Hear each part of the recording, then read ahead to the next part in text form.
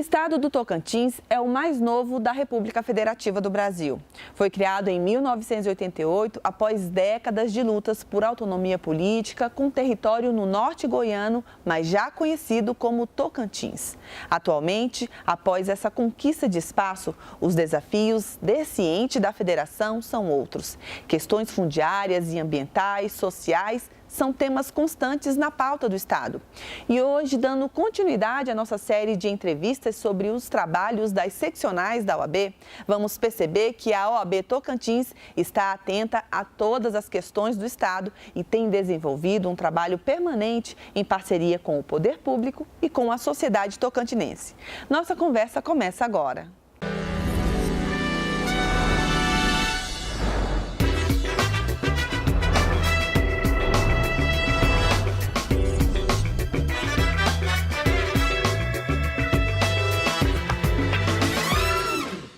Em 30 anos de criação do Tocantins, não foram apenas a sociedade e o poder público que precisaram se estabelecer para a fixação de uma nova comunidade. A advocacia também participou diretamente desse processo de evolução e amadurecimento do Estado. A OAB Tocantinense nasceu em menos de 4 meses após a criação do Estado. Com isso, todo o processo de desenvolvimento se deu de forma conjunta. Hoje, a seccional tem mais de 8 mil inscritos e não para de crescer. O objetivo é fortalecer a defesa da advocacia e ampliar a luta em prol da sociedade. Os últimos 3 anos foram de muito trabalho. Para conversar sobre toda essa evolução, nós estamos recebendo hoje o presidente da OAB de Tocantins, Dr. Walter Orrofuge. Dr. Walter, seja bem-vindo ao OAB Entrevistas. Olá, Ana Paula, muito obrigado pelo espaço para a gente poder falar um pouquinho sobre a advocacia tocantinense. Dr. Walter, essa situação no Tocantins ela é bem diferenciada dos demais estados brasileiros, porque o estado tem apenas 30 anos e a gente sabe, por exemplo, que São Paulo e Rio de Janeiro têm mais de 400 anos. Então, existe uma diferença aí, né? Porque são entes da federação, mas estão em situações diferentes. E o estado e as instituições, no caso do Tocantins, nasceram praticamente juntos. Essa peculiaridade ajudou no processo de fortalecimento do Estado? A advocacia teve um papel importante nesse desenvolvimento também, já que nasceu também praticamente junto com o Estado? Sim, com certeza. Essa feliz coincidência, né, de nós termos nascido junto com a nossa gênese, se deu junto com a chamada Constituição Cidadã, proporcionou um aprendizado conjunto. Seja na formação da nova jurisprudência, com esses novos direitos fundamentais que surgiram sob a égide dessa Carta Cidadã, como também na formação de todo o Estado, né? A OAB teve um papel importante, a advocacia, na reivindicação das pautas, por exemplo, da instalação das instituições como Justiça do Trabalho e outras, e também ela trouxe na formação dos quadros do Estado, né? Todas as secretarias estavam sendo montadas, a própria magistratura recebeu contribuição nos concursos dos quadros da advocacia, então esse processo se deu de forma conjunta e de uma forma muito peculiar, foi muito interessante, foi uma história bem diferenciada, como você bem ressaltou. Dr. Walter, o Tocantins nasceu em dezembro de 88 e a OAB em abril de 89, ou seja, muito próximos, né? E a gente consegue entender que foi uma importante evolução conjunta, mas obviamente que houve um desenvolvimento e uma evolução individual. E no caso da advocacia, é possível identificar uma luta constante pelo respeito da atividade profissional. Até para que a sociedade também possa ser preservada em questão de direitos. A advocacia ela precisa estar fortalecida para também trabalhar pelo fortalecimento da sociedade. A seccional tem atuado com constância na questão de defesa das prerrogativas da classe. Eu queria que o senhor destacasse as principais ações, por exemplo, espaço no site, os desagravos, a questão de assassinatos de advogados. No Tocantins, a situação não difere muito. Nós temos adotado uma política nessa atual gestão, no primeiro momento de um diálogo, né, pregando aquele princípio da cooperação que o próprio Código de Processo Civil agora trouxe, a cooperação entre os entes que atuam no Poder Judiciário. Então nós sempre mantivemos diálogo, seja com as autoridades que têm infringido esses direitos dos advogados, para, num segundo momento, partir para o embate, se esse diálogo não lograr resultado. Então, nós tivemos casos pontuais, nós tivemos um caso muito infeliz, que foi uma colega advogada, idosa, a Yara. Ela foi agredida por um investigador de polícia logo no início da nossa gestão. Inclusive, o presidente Lamarca se deslocou em 24 horas. Nós estávamos, acho que na primeira semana de gestão do triênio, o presidente Lamarca se deslocou ao Tocantins. Aí nós tivemos posteriormente um feliz caso daquele colega, o jovem advogado Danilo Sandes, que virou emblemático, nacionalmente a OAB atuou, inclusive o Conselho Federal pela primeira vez foi deslocado para a cidade de Araguaína, né, num ato de protesto que nós fizemos lá com a presença do Lamac e toda a diretoria do Conselho Federal. E nós tivemos também uma discussão muito séria agora, junto ao CNJ, onde nós logramos êxito, né, na discussão dos alvarás judiciais eletrônicos. Né, o tribunal soltou uma resolução que pedia que o advogado sacasse os seus honorários contratuais. E nós obtivemos êxito, logramos êxito nessa discussão. Então, assim, a prerrogativa nessa gestão tem sido, eu tenho falado, é a cereja do bolo. Nós estamos nos empreendendo todos os esforços para que ela seja adotada e, principalmente, nós estamos tentando profissionalizá-la. Isso é fundamental. Com relação aos desagravos, essa questão do diálogo foi tão pontual e rendeu tão bons frutos na sua gestão que foi somente um desagravo, né? Uma situação que o senhor passou. Né? Coincidentemente, foi o meu numa discussão de IPTU com um gestor municipal. Mas nós temos pautado pelo diálogo. Agora nós estamos vivendo nesse momento, por exemplo, uma crise com um magistrado local que, num processo que a OAB se habilitou como amicus curiae, ele simplesmente arbitrou uma multa de R$1.200.000 pela essa atuação, entendendo que a OAB litigou de má fé. Então esse é um que pode até redundar no agravo, nós estamos fazendo as análises. Mas nos outros casos que nós tivemos pontuais, nós atuamos e aí nós conseguimos a solução. Dr. Walter, eu tenho alguns dados aqui desses 3 anos da sua gestão sobre prerrogativas. Houve um fortalecimento da Procuradoria de Defesa de Prerrogativas, que agora tem 30 procuradores nomeados. 2 advogadas contratadas com exclusividade, só por conta da Procuradoria, para atender às demandas de prerrogativas. Então, ao longo desses 3 anos, com essa estrutura, foram feitos mais de 400 atendimentos, 44 ações como amigo da corte, 18 mandados de segurança, 9 habeas corpus e dezenas de reclamações contra magistrados e promotores. Essas ações deixaram a advocacia mais confiante para desempenhar o seu papel? Com certeza, nós tínhamos uma demanda represada. Nós não tivemos o controle na transição da gestão do que tinha de processo. E por quê? Aí nós detectamos claramente que faltava profissionalização das prerrogativas. Nós tínhamos um trabalho só voluntário de antigos colegas que alguns inclusive permanecem na atual gestão. Mas eles faziam um trabalho abnegado, mas sem nenhum controle. O que nós fizemos? Nós já contratamos 2 advogadas para atuar exclusivamente na defesa das prerrogativas. Tem que lembrar que nas prerrogativas a gente faz aquele primeiro atendimento, às vezes até com os colegas voluntários, mas você tem uma profissional atrás para redigir as peças, né? Para entabular todo o processamento a seguir, nós precisávamos disso. E hoje em dia nós temos, então, por isso que esse número de atendimentos, hoje em dia, até o último número que eu tive foram 486 atendimentos. E aí a demanda não para. E o mais incrível é que com esse fortalecimento das prerrogativas, a procura tem sido cada dia maior. Esse final de semana mesmo, teve uma operação local em que alguns delegados não estavam dando acesso aos inquéritos, né, para os advogados. Nós tivemos que atuar. Eu passei o final de semana junto com o Procurador-Geral de Prerrogativas dentro das delegacias e ajuizamos um mandado de segurança no sábado à tarde para lograr êxito para que os advogados tivessem acesso. E foi concedido um liminar parcialmente. Mas então, essa luta é diária. E a advocacia ela já entendeu que pode contar, né, com a entidade? Com certeza. Acho que o grande segredo, exemplo do que o Goiás, com o Lúcio Flávio fez, é a profissionalização. Nós temos que ter quadros internos contratados para atender essa demanda, que na verdade as prerrogativas, junto com a ética, são os pulmões da advocacia, né? De fato.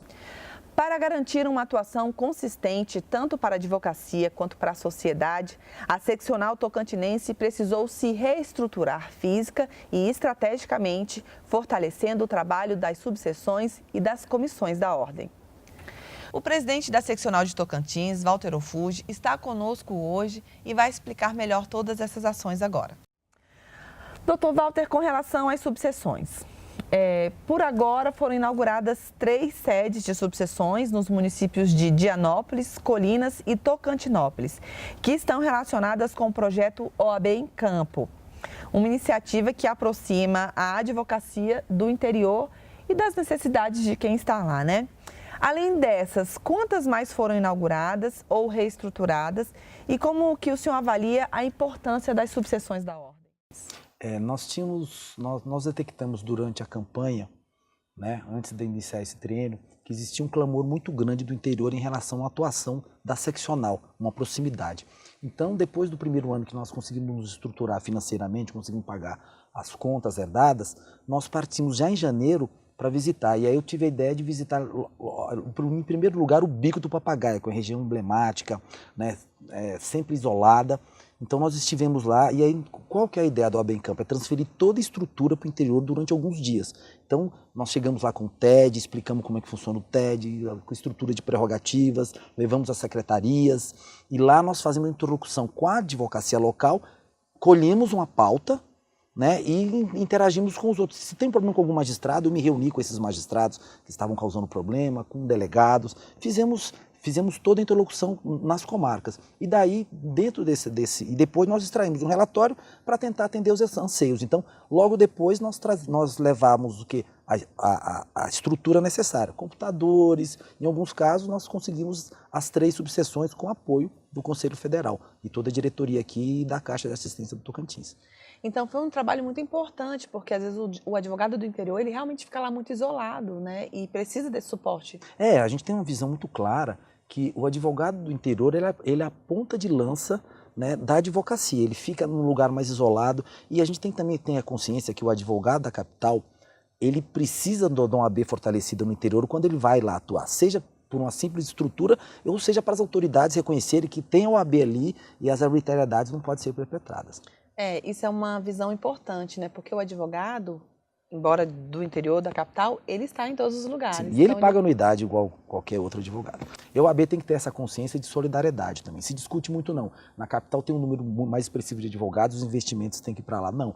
A OAB funciona também como um sistema solidário de ajuda a todos os profissionais. Muito importante isso. Dr. Walter, a seccional também tem feito um trabalho de fortalecimento da atuação das comissões que estão em constante destaque na mídia local, mostrando todo o esforço da OAB para resolver questões importantes da sociedade em diversas áreas.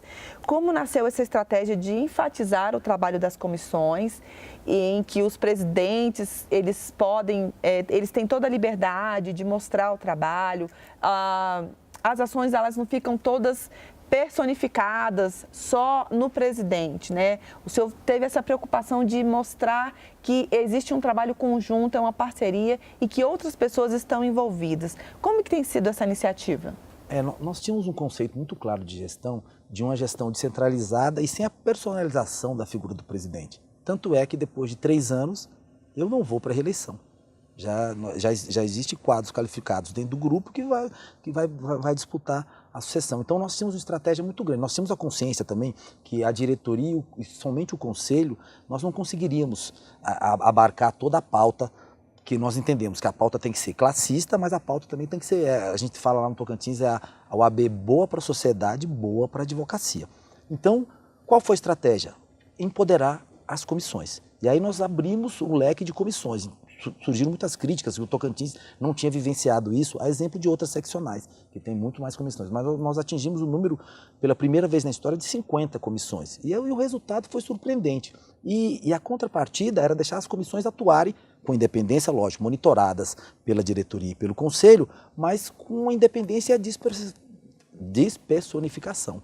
Então nós trabalhamos esse caminho deu certo. Tanto é que hoje em dia, o último levantamento que eu tive da assessoria de imprensa, da nossa local lá, nós geramos 2.100 notícias no Tocantins. É um número expressivo para um estado pequeno. Ou seja, a imprensa, ela conta com essa expertise da OAB nos mais diversos assuntos que são de interesse da sociedade, para opinar ali também e, de certa forma, sugerir e agir. Hoje em dia, nessa atual gestão, nós somos chamados a opinar sobre tudo, seja direito do consumidor, seja uma questão política, corrupção. Nós não saímos praticamente hoje em dia do noticiário. No mínimo, durante a semana, 2, 3 inserções com advogados, e geralmente os das comissões. Vamos falar agora do equilíbrio financeiro. Dr. Walter, no começo da sua gestão, a OAB estava desorganizada financeiramente. Havia muitas dívidas, mas hoje toda a prestação de contas já foi aprovada pelo Conselho Federal da Ordem. Como foi essa reorganização? Eu venho da iniciativa privada, Ana Paula.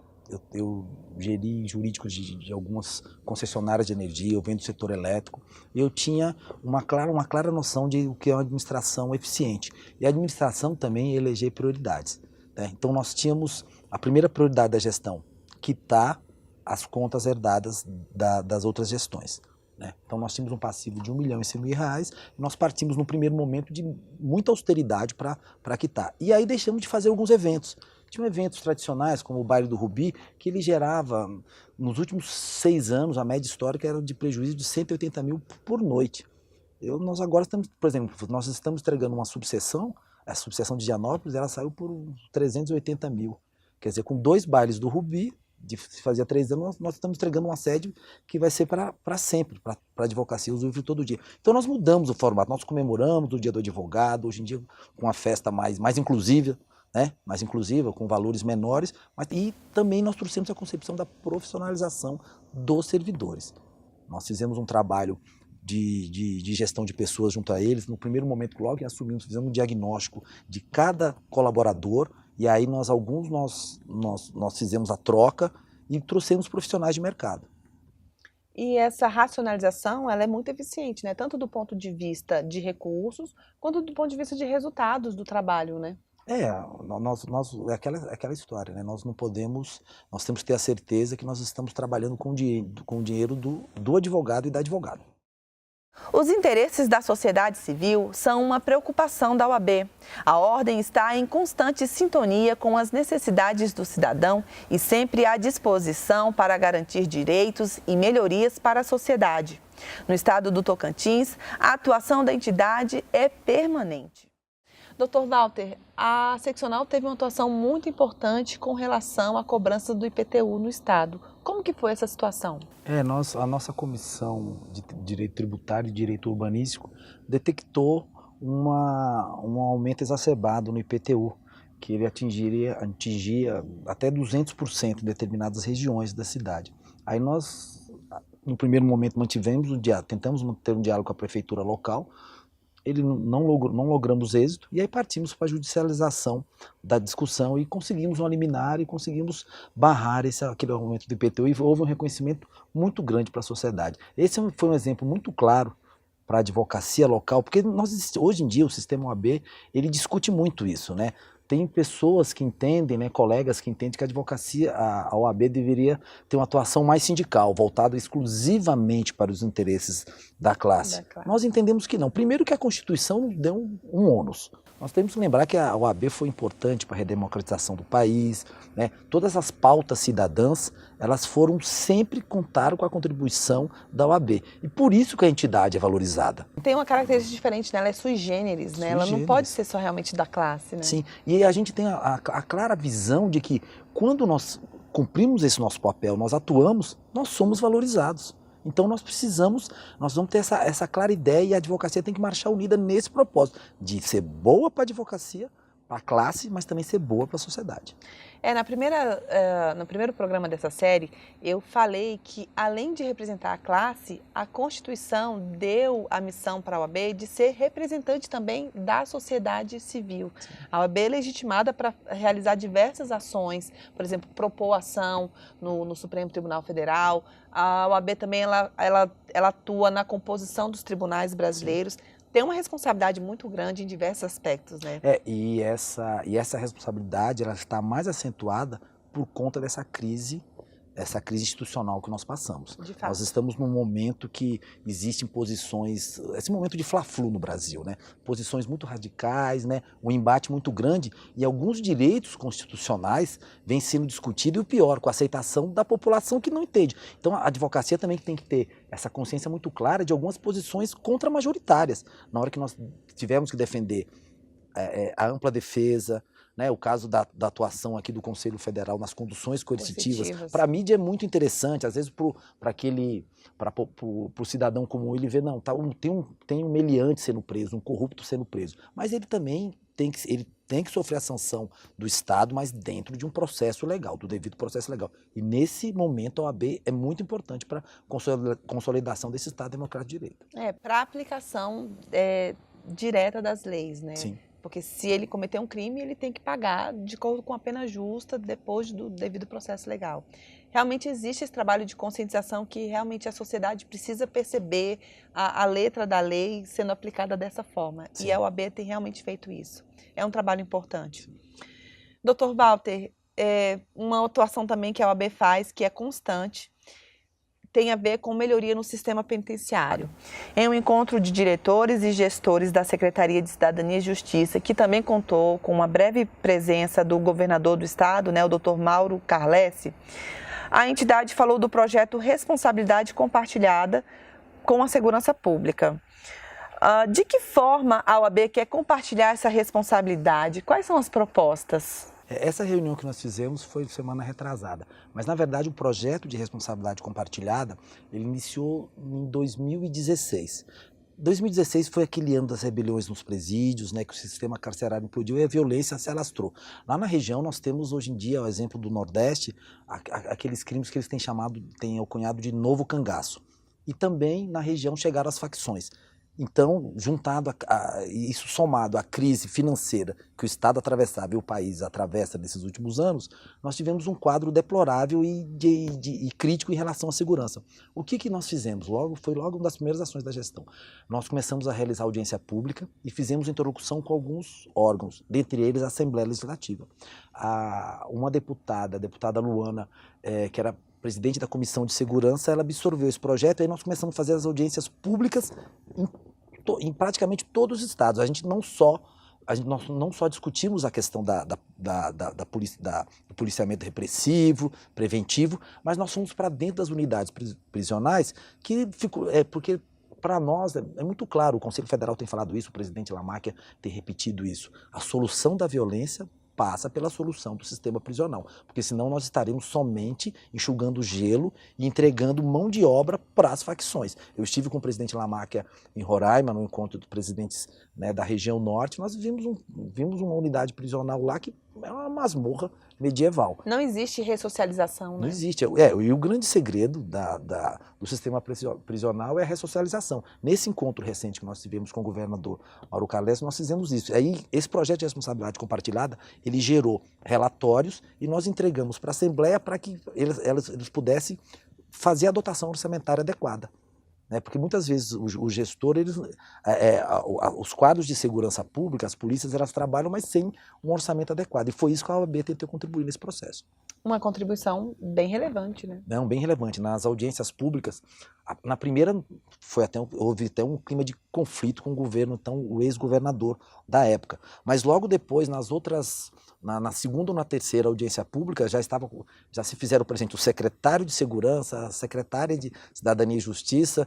Eu até brincava com eles, que eles praticamente me davam a pauta. Estamos precisando de tantos coletes. Eu ia lá, reivindicava, já fazia ofício, a OAB entrava e era uma maneira de pressionar o gestor estadual. Dr. Walter, ao longo desses 3 anos, a OAB trabalhou bastante por meio das mais de 50 comissões temáticas que tem. Desde 2016, a entidade, ao mesmo tempo em que fortaleceu a defesa das prerrogativas, se destacou em lutas a favor do combate ao Caixa 2, da diversidade e igualdade de gênero, contra o aumento de tributos e vários outros assuntos. Para a gente finalizar a nossa conversa hoje, como que o senhor pode resumir a relevância de todas essas ações e destacar alguma que tenha maior relevância, algo que foi destaque? A gente sabe que teve muito incentivo para a participação feminina no estado, né? Também ações para pessoas com deficiências. Como que o senhor resume toda essa atuação? Nós temos a exata noção que a OAB ela estará empoderada quando ela cumprir esse seu munus público, né? Essa sua missão constitucional. E nós tentamos fazer isso sempre ombreado com o Conselho Federal, seja nas pautas de consumidor, essa pauta de combate à violência e também da inclusão de gêneros e das minorias. Nós fizemos um trabalho muito sério lá e nós temos um orgulho muito grande de nós somos a gestão, nós tivemos o avanço dos 30% das cotas das mulheres advogadas na composição do Conselho Seccional e Diretoria. E nós nos orgulhamos de ser a seccional que possui o maior número de mulheres. Nós somos 58% das mulheres. Se formos contar as comissões de atuação, com certeza nós temos muito mais. E nós conseguimos mostrar, nós somos um case de sucesso. Ontem nós tivemos a comemoração da mulher advogada aqui no Conselho Federal. Eu dizia isso para alguns colegas. Essa gestão da OAB Tocantins é um case de sucesso, porque nós conseguimos alcançar as principais metas de uma gestão eficiente, austera, seja na área administrativa, mas também nessa pauta cidadã, muito por conta dessa sensibilidade feminina. Nós temos a exata noção disso. Então, realmente, a participação feminina, ela dá um destaque diferenciado. Com certeza. Dá um pouco de trabalho, porque elas são mais sensíveis, né? Tem São isso mais, também, elas verdade. têm essa sensibilidade, são mais aguerridas, né? Às vezes muito mais aguerridas que nós homens, mas assim, é uma contribuição relevante. Doutor Walter, eu gostaria de parabenizá-lo por todo esse trabalho que o senhor tem realizado no Estado, por meio, né, da entidade da OAB. E sucesso até esse finzinho aí que está quase finalizando, né, a gestão. Com certeza. Foi um trabalho árduo, mas gratificante. Muito bom, obrigado, parabéns. E eu gostaria de agradecer sua participação hoje. Eu que agradeço a oportunidade. E o programa de hoje termina aqui, mas você pode continuar conectado com a gente. É só acessar oab.org.br e também as redes sociais do Conselho Federal da OAB. Muito obrigada pela companhia e até semana que vem.